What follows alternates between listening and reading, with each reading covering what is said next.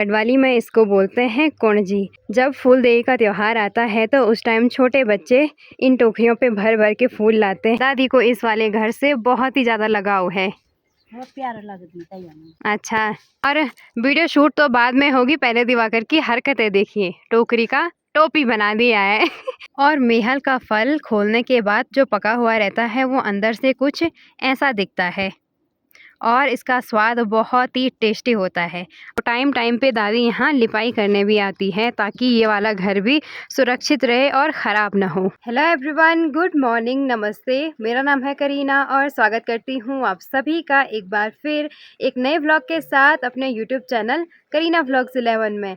Vlog की starting हो रही है सुबह के लगभग 10 बजे से और हमेशा की तरह अभी एकदम मस्त तेज़ धूप खिली हुई है, साथ ही साथ ठंडी ठंडी हवाओं की सरसराहट भी है। आज वेदर एकदम क्लियर है, आसमान में एक भी बादल नहीं है, पूरा नीला आसमान है।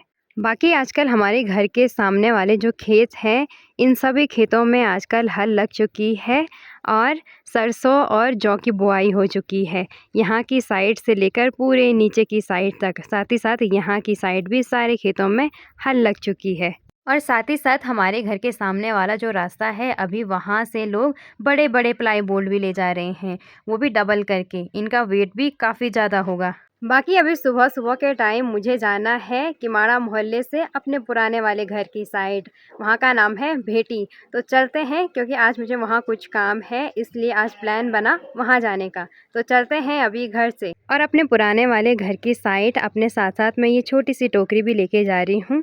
इसके ऊपर से कुछ इस टाइप से हत्ता लगा हुआ है। गढ़वाली में इसको बोलते हैं कुणजी और ये बहुत सारी चीज़ों में काम आता है। जैसे कि जब फूल देवी का त्योहार आता है तो उस टाइम छोटे बच्चे इन टोकरियों पे भर भर के फूल लाते हैं और फूल डालते हैं। साथ ही साथ ये और चीज़ रखने के काम भी आता है। बाकी जो ये कुंजी है ये बनी हुई है रिंगाल से और इसकी बुनाई करी है मेरे मामा जी ने और वहीं से हम इसको लेके आए हैं यहाँ। और मेरे साथ साथ पुराने वाले घर की साइड दिवाकर भी आ रहा है।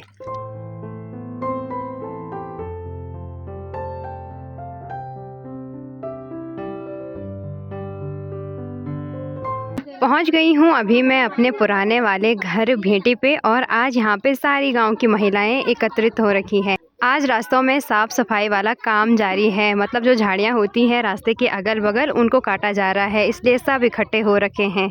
यहाँ भेटी में हमारा जो पुराना वाला घर है उसके सामने दादी ने यहाँ पे रेबिल के फूल लगा रखे हैं। टाइम टाइम पे दादी यहाँ आती रहती है और यहाँ साफ़ सफाई और फूलों की रोपाई और यहाँ सामने जो किचन गार्डन है सगोड़ा, इसमें बुआई का काम करती रहती है। और हमसे पहले यहाँ वाले घर में दादी भी आ गई है ना? दादी को इस वाले घर से बहुत ही ज़्यादा लगाव है, बहुत प्यारा लगता है। अच्छा, जब से दादी की शादी हुई है ज़्यादातर दादी इसी घर में रही है ना? तबे तो यक अच्छू लगे रे। अच्छा, माने मीठा आटका की अच्छू नहीं लगे तबे टाइम कौन जाना मोने नहीं बोल। हाँ होता ही है भाई, जिस घर में हम बचपन से रहते हैं, मतलब जब से दादी की शादी हुई है दादी यहाँ वाले घर में रही है। जब बुआ और पापा छोटे छोटे थे तब से बहुत सारी मेमोरीज है इस घर में दादी की। मालो फुलारी फूल टोकरी ककबेलाई टोकरी काली, मालो फुलारी फूल फूल्या का टोकरी भर्याला, टोकरी मा फूल अच्छा लगदा प्यारा लगदा फूल भर्याला। दादी ने मेरे पास ये कुंजी देखी, मतलब ये छोटी सी टोकरी, तो दादी को एक लोकगीत याद आ गया कि उस लोकगीत का मतलब है कि ये टोकरी खाली क्यों है, इस टोकरी में फूल भर के लाओ, भरी हुई टोकरी फूल से बहुत ही प्यारी लगती है ना?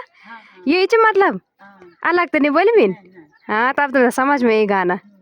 और हमारा जो यहाँ वाला घर है स्टार्टिंग में इसकी जो छत है इसमें लोहे की चादर नहीं लगी हुई थी।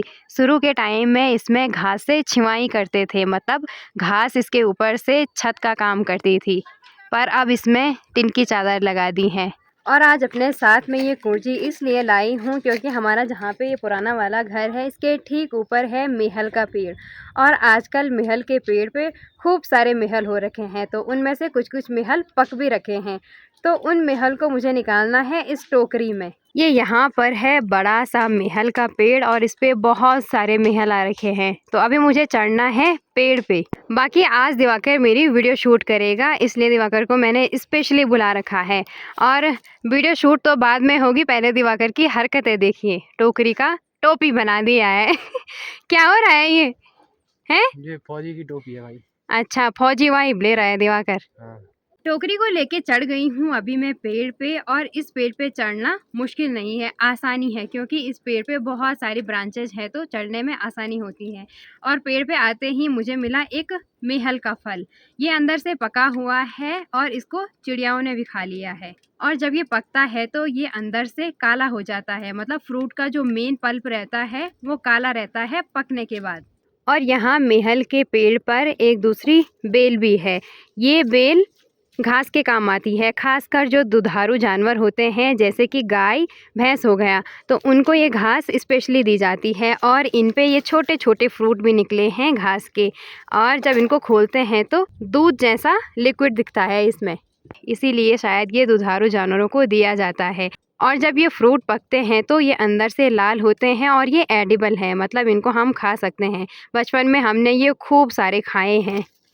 वैसे तो इनको कच्चा भी खाया जा सकता है, पर इनमें चिपचिपापन रहता है तो अजीब लगता है खाने में। बाकी यहाँ मेहल के पेड़ पे जो ये बेल है ये पैरासाइट बेल है, मतलब ये अपना खाना इसी पेड़ से लेती है, इसीलिए इसकी जड़ें यहाँ गड़ी हुई हैं, आप लोग देख ही सकते हो। और आज स्पेशली ये टोकरी मैं इसलिए लाई हूँ क्योंकि इस पे हत्ता है और ये ऐसे टाँकने के काम आएगा, तो इसमें मैं आसानी से मेहल के फल भर सकती हूँ।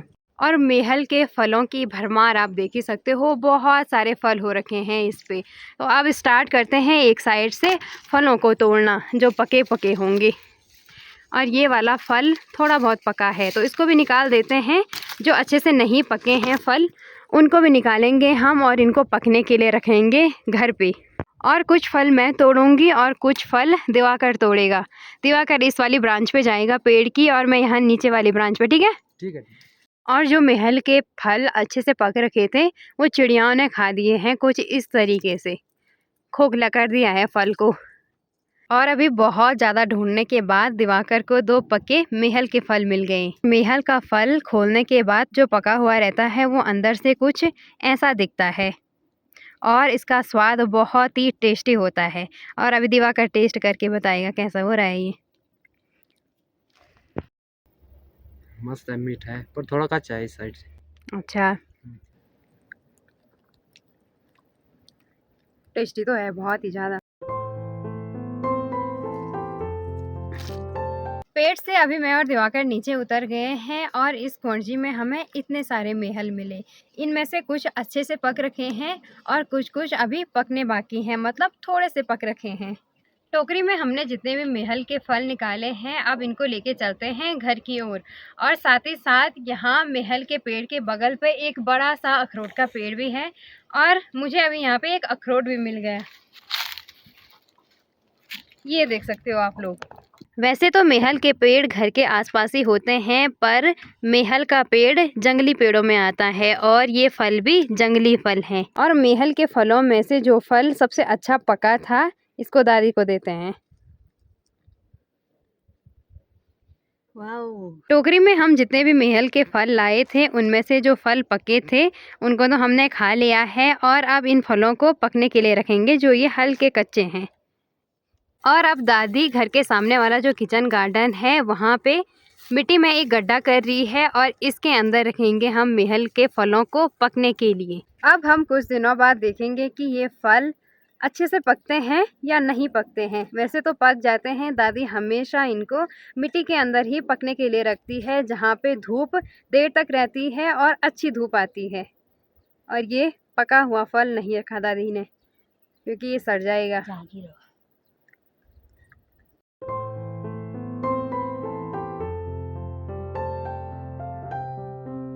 बाकी अब मुझे और दिवाकर को जाना है यहाँ से घर की ओर और दादी अभी यही है। दादी काम चे अभी हो? हाँ, क्या काम चे? मेरा घर है खनी हो। अच्छा, हाँ। हमारा जो ये पुराना वाला घर है ये मिट्टी से बना हुआ है, मतलब इसकी सरफेस के साथ साथ वॉल्स भी मिट्टी की है। तो टाइम टाइम पे दादी यहाँ लिपाई करने भी आती है ताकि ये वाला घर भी सुरक्षित रहे और ख़राब ना हो। रास्ते में झाड़ियाँ काटते काटते दादी जी के हाथ पे कांटा चुभ गया है और चाची जी निकाल रही है कांटा एक्सपर्ट।